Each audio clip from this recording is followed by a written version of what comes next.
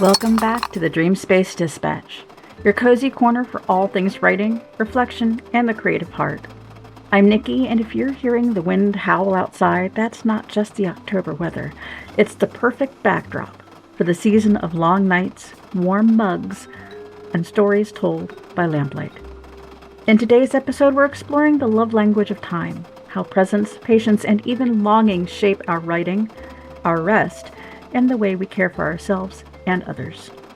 We'll talk about a very specific type of boundary and why it's okay and necessary to let drafts linger, to live before you share, and how safety and self-kindness show up in unexpected ways. There's also a dash of Provincetown nostalgia, the magic of delayed storytelling, and of course Felipe and his absolutely unhinged dream about a haunted typewriter possessed by Edgar Allan Poe. Trust me, you don't want to miss that. So, grab your favorite cup, settle in somewhere soft, and let's begin.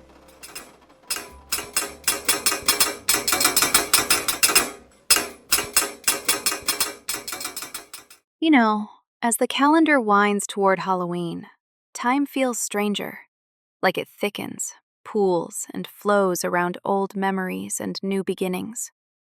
I've been thinking about what it means to really show up for your own life, to step out of survival mode, even for a few minutes, and allow yourself to notice the quiet miracles.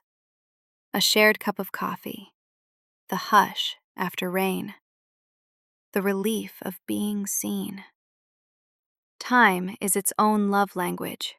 We measure it in little offerings, unrushed conversations, walks with Monet, lingering in Provincetown sunsets, or choosing to write for yourself, not just for others.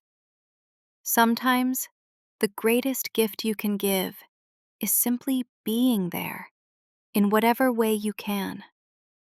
Pausing, listening, and holding space for the people and places that matter. And as the nights grow longer, maybe it's permission to slow down, to savor what's fleeting, to trust that even a pause can be productive. There's magic in patience and beauty in waiting for the right moment to share your story. Sol, did you hear that? I think the typewriter is haunted. I swear it spelled out nevermore while I was making breakfast tacos. I haven't seen a ghost since the salsa incident of 2023. Felipe, I think it's just the wind. Or maybe you added a little too much ghost pepper to your salsa again. No, amiga. The spirit of Edgar Allan Poe is here in the dream space tonight. If you see a tiny, dramatic raven or find your coffee mysteriously missing, you know who to blame. Well, if the haunted typewriter wants to recite The Raven, I just hope it doesn't keep us up until dawn. All right, Felipe, you're on ghost patrol. Keep your lantern handy.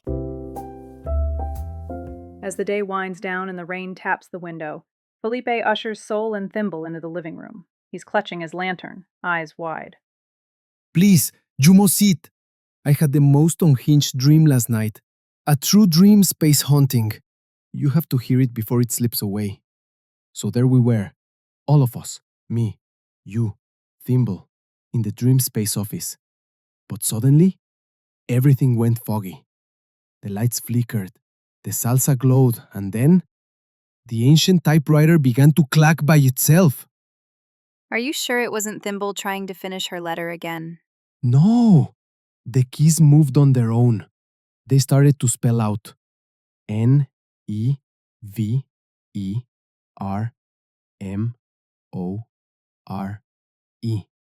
Then I heard this voice. Very dramatic. Very Baltimore.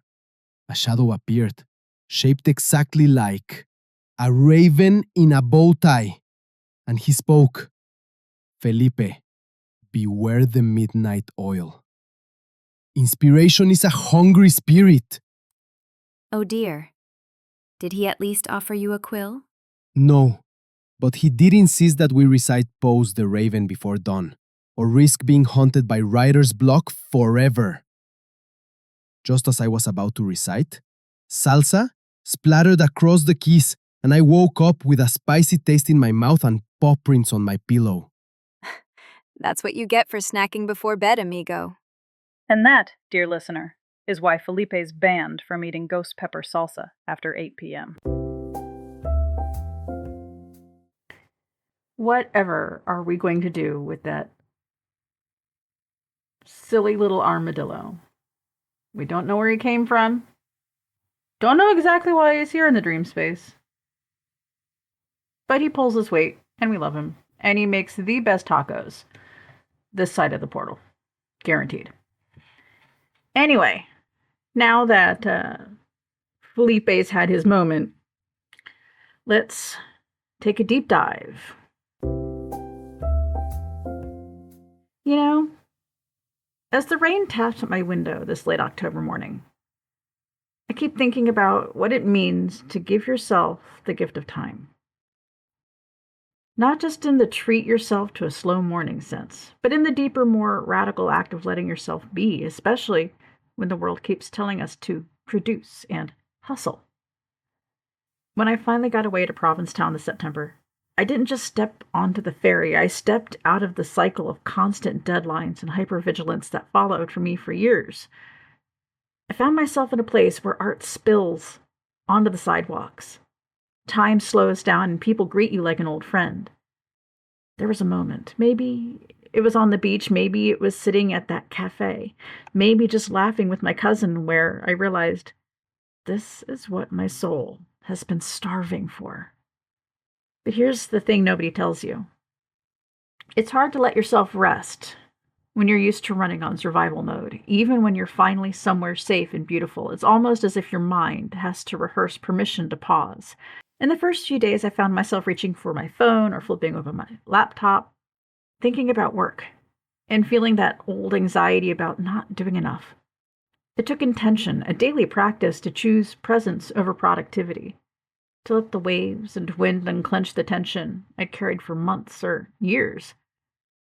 That's why this episode is about the love language of time, the ways we show care for ourselves and for each other, by protecting our energy, pacing our days, and sometimes letting ourselves off the hook. In Provincetown, I learned that you don't have to earn rest. Sometimes you need to just be. And let the world wait for you for a change. I invite you, wherever you are, to take a moment to reflect on your own rhythms. What does enough look like to you? When was the last time you let yourself linger over breakfast, in conversation, or in a quiet room with a book? When did you last step away from your to-do list and allow the day to unfold, not a checklist, but as a gift? Today, let's explore how honoring the love language of time can transform not just our creative lives, but our entire lives. And as always, I'll share what I've learned, what I'm still practicing, and what Provincetown and all those little pauses taught me about coming home to myself. It's one thing to talk about rest. It's another to actually do it, especially if you're someone who makes a living with your words. For a long time, I believed that being a real writer meant working wherever, whenever, from airports, train stations, even the bathroom floor, if that's what it took to hit a deadline. But I've learned the creative work, good work, needs real boundaries. On this Provincetown trip, I felt that lesson in my bones. I brought my notebook, my laptop, because of course I did. And I wrote nearly every day, reflections, impressions, the love language of time. I wrote that there, but I didn't publish anything while I was away. I didn't schedule posts, I didn't tag my location, and I definitely didn't hustle to make the trip content. Not for safety, not for urgency, and honestly, not for the algorithm. Instead, I let myself write for me again. I drafted, I doodled, I wandered, I gathered ideas like seashells, knowing I could sift through them later, when the world felt a little less immediate. This is where boundaries become a love language too, holding the line between what needs to be shared and what can wait. It's a kind of self-protection, both literal because, let's be real, safety matters, and spiritual. Sometimes your best writing comes not from the pressure to always be online, but from stepping back, living a little, and letting the work simmer. So here's your permission slip. You don't have to turn every experience into immediate content. You don't owe the internet your whereabouts, your schedule, or your inner life in real time.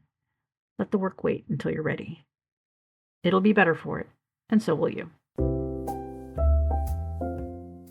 Every so often I write something that feels too tender to let go of, but too true not to share. Today's Words We Carry is a piece called The Love Language of Time, written in Provincetown and dedicated to everyone who's ever measured love by presence, by hours, by moments, by simply showing up. We often imagine that the best days are the biggest ones, the fancy dinners, the glittering lights, the carefully curated adventures, but sometimes the day that lingers longest in your heart is the one where almost nothing happens at all. On that beach, we didn't chase a schedule. We didn't hunt down galleries or menus. We sat with sandwiches and towels. The sound of the tide, our only accompaniment. We read, we stacked pebbles into makeshift towers. We watched seaweed bow and sway like dancers under the water. The air was salty, the sun was softened by cloud cover, and the company was all that mattered. It was simplicity, and it was enough. Time is my love language. Not the kind you mark in calendars or buy with reservations, but the kind that slips through your fingers when you're laughing with people you love. And when you're silly together like children, when silence is companionable instead of awkward. Because time is the rarest currency we have. You can always make more money. You cannot make more days. There are only two constants in life: the day that you arrive and the day that you leave. Everything else in between is fragile, changeable, and uncertain.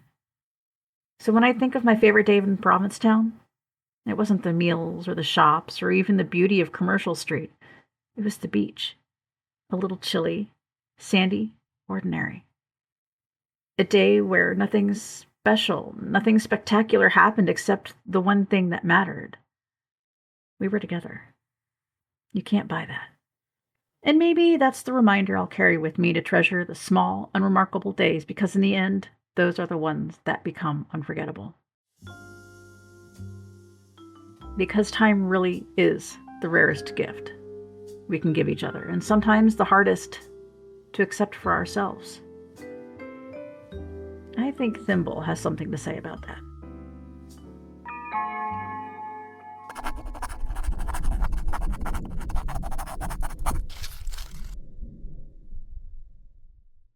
Did you hear the rain last night?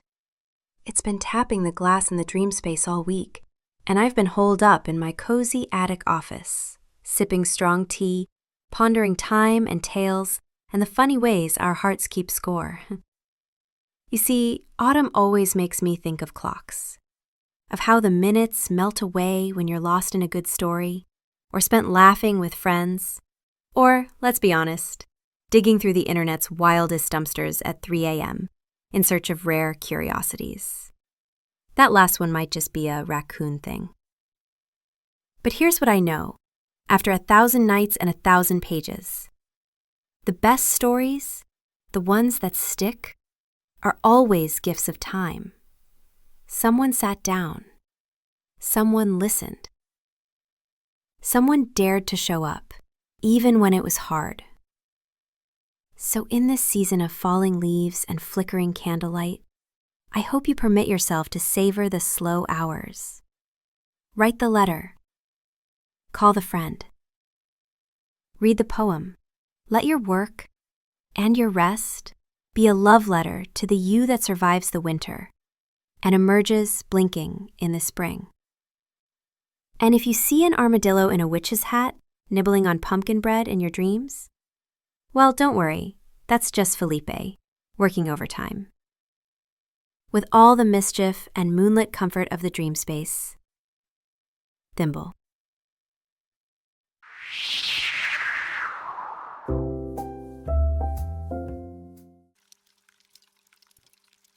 As we near the end of today's Dreamspace Dispatch, I invite you to sit with this thought. What is your love language? Mine, as we know, is time.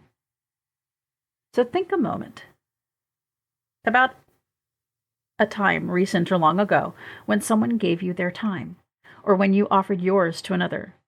What did it look like? How did it feel? Was it a conversation, a shared meal, a quiet morning spent together, a handwritten note, or even the simple act of being present while someone else dared to be themselves?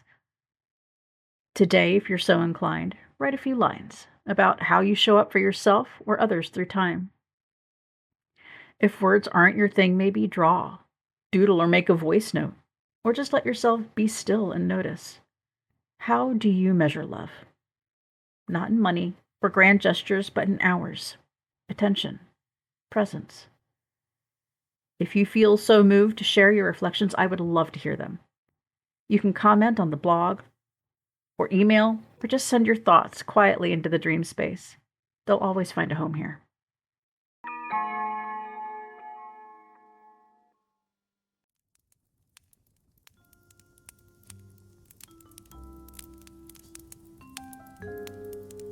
Thank you for joining us for this special October episode of the Dreamspace Dispatch. Whether you're listening on a blustery walk, curled up with a mug of something warm, or finding a quiet moment in the middle of your day, I'm so glad you're here. Your presence matters. As the days grow shorter and the nights stretch a little longer, remember, you're not alone in your longing, your growth, or your creative spark.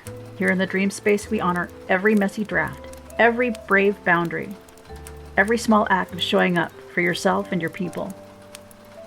We'll be back in 2 weeks with our season finale, a celebration of everything we've explored together, and a look ahead at what's coming next. Until then, take care of your time, your heart, and the stories only you can tell.